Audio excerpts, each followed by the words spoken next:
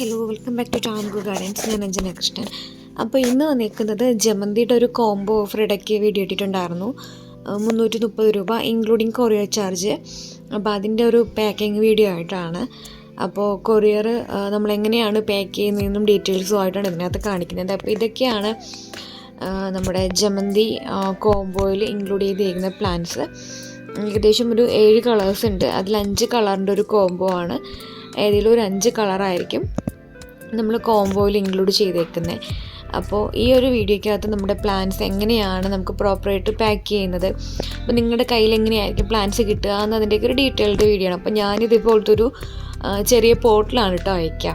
അപ്പോൾ നമ്മൾ പോട്ടിൽ അയക്കുമ്പോൾ ഉള്ളൊരു ബെനിഫിറ്റ് എന്ന് പറഞ്ഞു കഴിഞ്ഞാൽ, ഞാൻ ഫസ്റ്റൊക്കെ അയച്ചുകൊണ്ടിരുന്നത് നമ്മുടെ മണ്ണ് വെച്ച് ചെറിയൊരു പ്ലാസ്റ്റിക് കവറിലാക്കിയിട്ട് അയച്ചുകൊണ്ടിരുന്നപ്പോൾ എനിക്ക് തന്നെ അത് പ്ലാന്റ്സ് എത്രമാത്രം നന്നായിട്ട് കിട്ടും എന്നുള്ളതിലൊരു ഉറപ്പില്ല. കാരണം പ്ലാന്റ്സൊക്കെ എടുത്ത് DTDCക്കാർ അറിയാമല്ലോ, എടുത്ത് എറിയൊക്കെ ചെയ്യുമ്പോൾ ചിലപ്പോൾ ഇത് സെൻസിറ്റീവ് ആയതുകൊണ്ട് തന്നെ ചിലപ്പോൾ ഒടിഞ്ഞു പോകാനൊക്കെ ചാൻസ് കൂടുതലാണ്. ഈ തണ്ടിൻ്റെ ഭാഗം ഒടിഞ്ഞൊക്കെ പോയാലോ എന്നൊക്കെ ഡൗട്ട് തോന്നി ഞാനിങ്ങനെ ആലോചിച്ചപ്പോഴത്തേക്കും കുറച്ചുകൂടെ ബെറ്ററായിട്ട് എങ്ങനെ പാക്ക് ചെയ്യാമെന്നുള്ളൊരു മെത്തേഡ് ഇട്ടിട്ട്, അപ്പോൾ ഞാൻ അങ്ങനെ ആലോചിച്ച് കണ്ടുപിടിച്ചതാണ് കേട്ടോ ഈ ഒരു മെത്തേഡ്.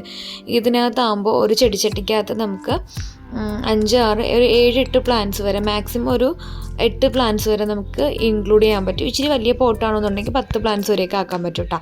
അപ്പോൾ ഇതിനകത്ത് ഇങ്ങനെ നമ്മുടെ പ്ലാന്റ്സ് എടുത്തിട്ട് നമ്മൾ ഓരോ പോട്ടിലും സെറ്റ് ചെയ്ത് കൊടുക്കുകയാണ് ചെയ്യുന്നത്.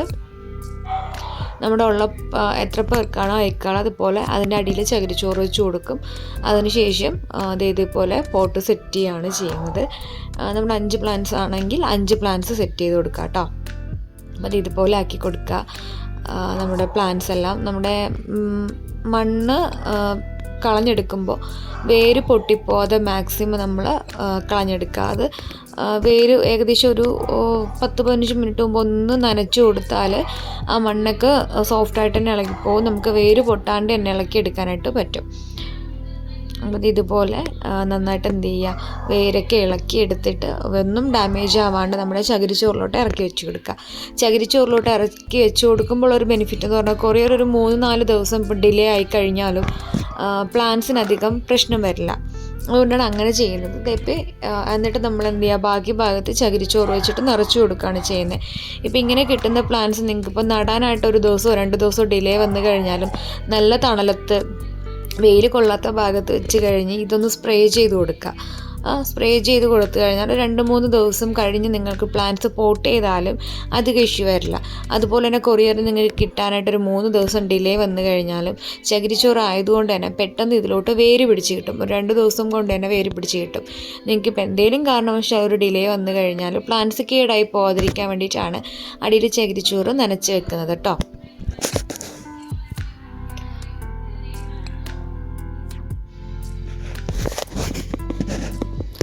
അപ്പോൾ നമ്മളിതേപോലെ വെച്ച പ്ലാന്റ്സ് നമ്മുടെ ഈ ഒരു ചകിരിച്ചോറിൻ്റെ പുറത്ത് നമുക്ക് വേണമെന്നുണ്ടെങ്കിൽ ഒരു ന്യൂസ് പേപ്പർ എന്തെങ്കിലും വെച്ചിട്ടൊന്ന് ഹോൾഡ് ചെയ്യാം. ന്യൂസ് പേപ്പർ ഇല്ലയെന്നുണ്ടെങ്കിൽ നമുക്ക് വെക്കാൻ പറ്റുന്നത് നമ്മുടെ പാക്കിംഗ് ടേപ്പില്ല. പാക്കിംഗ് ടേപ്പ് 4 സൈഡിൽ നിന്ന് വേണമെന്നുണ്ടെങ്കിൽ ജസ്റ്റ് ഒന്ന് ഒട്ടിച്ചു കൊടുക്കാം. അങ്ങനെ ചെയ്യുമ്പോഴത്തേക്കും ഇതിൻ്റെ അകത്ത് വെച്ചേക്കുന്ന ചകിരിച്ചോറ് അങ്ങോട്ടും ഇങ്ങോട്ടൊക്കെ മാറിപ്പോകാനുള്ള ചാൻസ് ഉണ്ട്. അപ്പോൾ അതൊന്ന് തടയാൻ വേണ്ടിയിട്ട് നമുക്ക് അങ്ങനെ വേണമെങ്കിലും ചെയ്യാം. അങ്ങനെ ചെയ്തില്ല എന്നുണ്ടെങ്കിലും അധികം പ്രശ്നമൊന്നുമില്ല കേട്ടോ. അങ്ങനെ ചെയ്യുമ്പോൾ കുറച്ചുകൂടെ സേഫായിട്ട് കിട്ടും പ്ലാന്റ്സ്. നമുക്കിത് ഇതേപോലത്തെ പ്ലാസ്റ്റിക് കവറുകളിലോ അല്ലാന്നുണ്ടെങ്കിൽ റോളൊക്കെ വെച്ചിട്ട് കവർ ചെയ്തെടുക്കാവുന്നതാണ്. ഇതേപോലെ ഒന്ന് പാക്ക് ചെയ്തെടുക്കുമ്പോൾ നല്ല ഹെൽത്തി ആയിട്ട് എനിക്ക്, ഞാനകത്ത് പേപ്പർ വെച്ചിട്ടാണ് വെച്ചേക്കുന്നത്. പേപ്പർ വെക്കുമ്പോഴത്തേക്ക് ആ ചകിരിച്ചോറ് പുറത്തോട്ട് വരുന്നതൊക്കെ ഒന്ന് തടയാൻ പറ്റും. അത് ഇതേപോലെ ആക്കി വെക്കുക.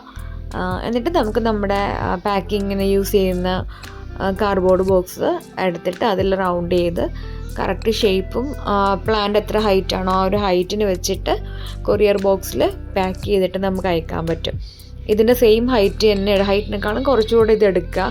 അതാകുമ്പോഴത്തേക്കും പ്ലാന്റ്സ് ഒന്നും ഒടിഞ്ഞു പോകാണ്ട് കിട്ടും കേട്ടോ. അപ്പോൾ ഇത്രയും വീഡിയോ ഇഷ്ടപ്പെട്ട ലൈക്ക് ചെയ്യുക, ഷെയർ ചെയ്യുക, സബ്സ്ക്രൈബ് ചെയ്യുക. Thank you.